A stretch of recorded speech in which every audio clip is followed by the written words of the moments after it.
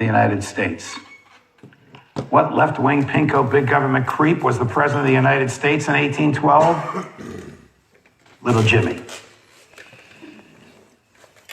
who wrote the Constitution, who insisted on the word "the" in the First Amendment, and whose pride and joy was the Ninth.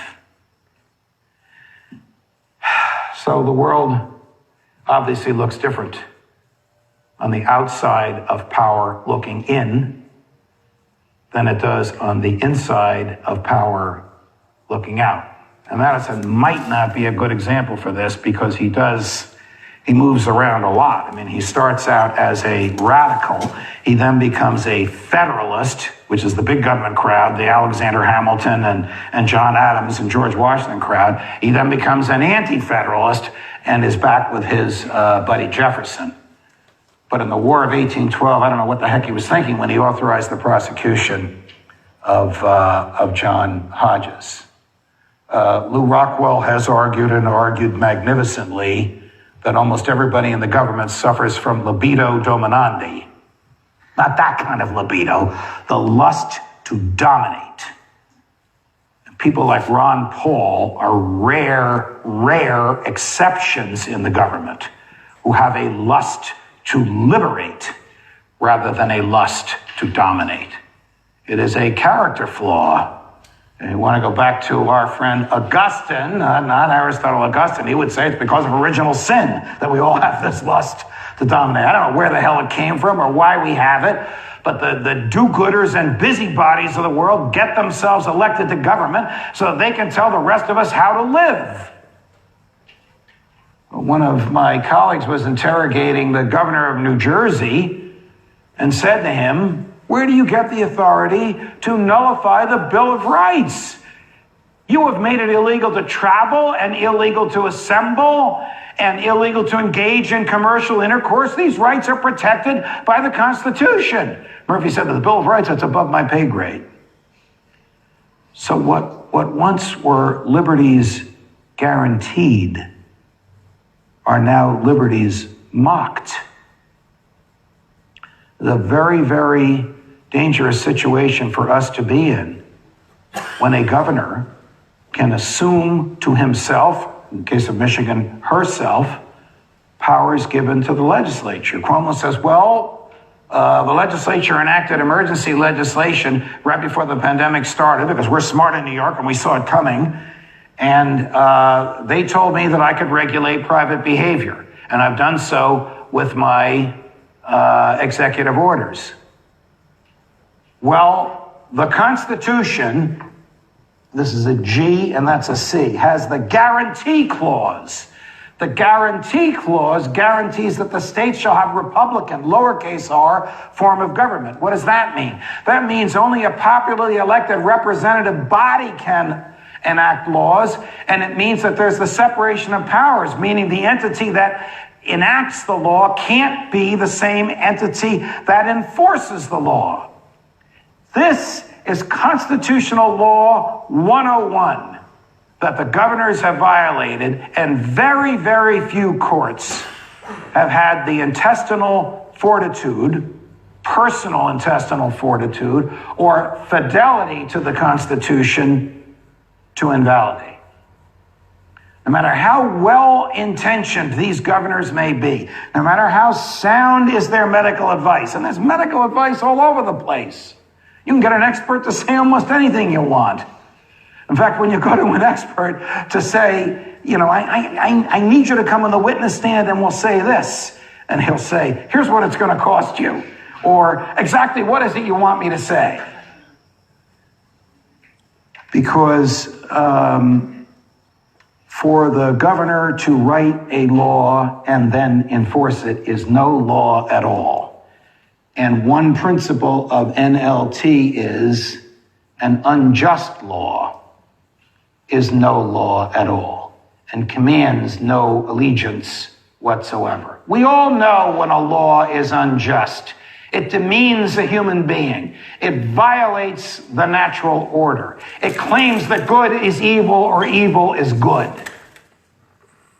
That's what we're all existing through now in these dark days where governors on their own, in the name of public health, have crushed our liberties. Well, if our liberties are natural, if they come from our humanity, if they're inalienable, as Jefferson called them, if a right is not a permission slip, if a right is a human claim against every other person and thing, then a governor can't take them away, and a legislature can't take them away. They can only leave us if we have given them away. If I rob a bank, I have violated the natural rights of the depositors of that bank and have forfeited my own freedom. That is the only way that I can lose my natural rights, not because a governor says it's for the common good. If the common good could trump natural rights, trump lowercase t, and I want to get involved with him in this conversation. By the way, he called me the other day, but I'll tell that story later. It had to do with Italian food. You'd think he'd have other things in his mind, but nevertheless, if the common good could trump natural rights, then they wouldn't be rights. They would just be a permission slip susceptible to this, which is whatever the government wants, as long as it is written down and as long as it is ratified. What will the government write down and ratify? Whatever it wants. Whatever it thinks will keep it in power. Whether it needs the support of a popular majority or whether it just needs the support of a radical minority.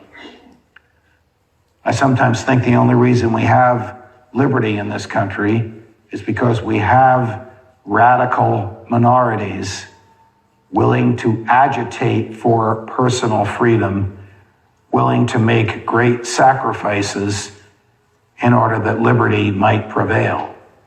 Because without that check on the government, they will reject inalienable rights. They will reject those that are not mentioned above are retained by the people and shall not be disparaged by the government. They will reject that we can know right and wrong from reason, and we need the freedom in order to ascertain reason, in order to exercise reason, in order to get to find out what is right and what is wrong. I don't know where all of this is going to lead us, but I fear for dark days to come. Now, I've been doing these lectures and saying this stuff on television for a long time. Sometimes you get in trouble when your bosses don't like it. What are you going to do? That's why we have contracts. Well, although these governors can believe they can abrogate contract, they can abrogate the sanctity of a voluntary agreement. Jefferson argued that the only enforceable contract is one that is bilaterally voluntary. So taxes are theft, unless you're crazy enough to want to enter into an agreement with the government whereby you will give them what they want. The government will always take what it can. The government will always steal what it can get its hands on. The government doesn't care about this because this, if properly exercised, leads to truth. I've got to correct him on one thing. I mean, the man is absolutely exquisitely brilliant. But government is nothing more than a figment of man's imagination. Government can do nothing. See, your fellow man operates through titles so they can exhibit their criminal or criminality with impunity by alleging that it was the boogeyman that made them do it. It was big government that made them do it. And the truth of the matter was that a man made a decision hiding behind a title, giving him the innate ability to shuck and jive his morality. All right? Corporations simply give men the ability to check their morals at the door and their moral compass and do things otherwise they wouldn't do in front of their mother and father. All right. When we're talking about titles, when we're talking about government, when we're talking about these things, they're things, ladies and gentlemen. They're not real. They're fictions. Okay. The judge here, who I believe to be a very honorable man, very wise man beyond his years, most certainly, still has misnomers that he projects upon the people through his teachings. And one of those greatest misnomers, greatest deceptions that he thrusts upon people, maybe inadvertently, maybe he knows what he's doing. I'll give him the benefit of the doubt. Maybe it's just how he's been trained, and it's hard to break his training. But the government can do nothing, just like the state of whatever state you're in can do nothing, because ultimately the only state you can be in is a state of mind. And so when you comprehend the difference between fiction and reality, you can change the trajectory of your community. You're not going to fix Washington, D.C., ladies and gentlemen. They're a bunch of crooks. They're lying, looting, pandering, selfish thieves is what that boils down to. But I want to point out the misconception that he keeps articulating about big government and the government's doing this. No, it's some man or woman wearing a suit or tie operating through title, trying to dictate your life, creating rules, regulations, and a structure that they themselves would never subject themselves to, nor will they ever follow. All right? Now, let's get into democracy for just a minute. Let's just pretend that democracy actually exists. That means 51% of the populace votes and agrees with government. But the problem with that is there is not 51% of the populace in any one country that has ever voted or agreed with being lorded over.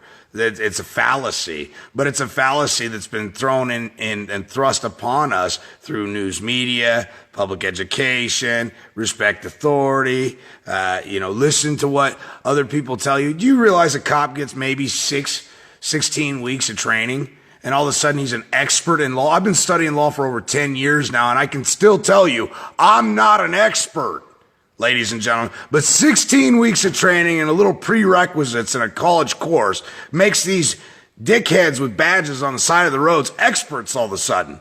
And I'm here to tell you now, some of the most ignorant sons of bitches I've ever met in law wear a badge.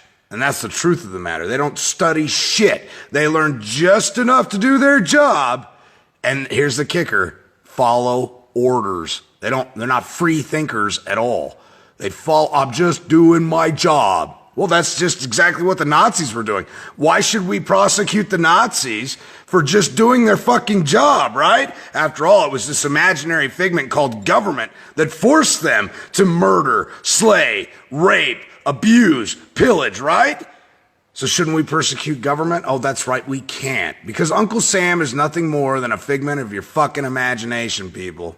So anyway, with that, I'll digress. I'm just trying to help you guys ascend of the mind and comprehend the fact that government can never do anything to you. Just like a police officer can't do anything to you. A police officer is nothing more than a title and a costume. It's another man who's accosted you against your will, absent a victim, and you are the injured party.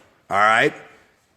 So when they can't identify the man or woman bringing a claim against you, granting them the authority, coloring them with the authority to accost you against your will, now you're the victim and they're the lying, looting, pandering pirate on the side of the road, attempting to create securities and extort you of your energy, which is your labor, which is the value, ladies and gentlemen. They're stealing food off your table. And I'll digress and we'll continue on. I want to save a little time for some Q&A. I think some of you have texted your questions to some guru in the skies who's going to read the questions, and then I'll be happy to respond to them. I expect that when the end of my days come, that I will die in my bed, surrounded by people that love me, faithful to first principles. But not all of you will have that luxury. Some of you may die surrounded by people who hate you, faithful to first principles in a government prison. And some of you may die, faithful to first principles, in a government town square, to the sound of the government's trumpets blaring. When the time comes to make these awful decisions, you will know what to do, because freedom lies in the human heart.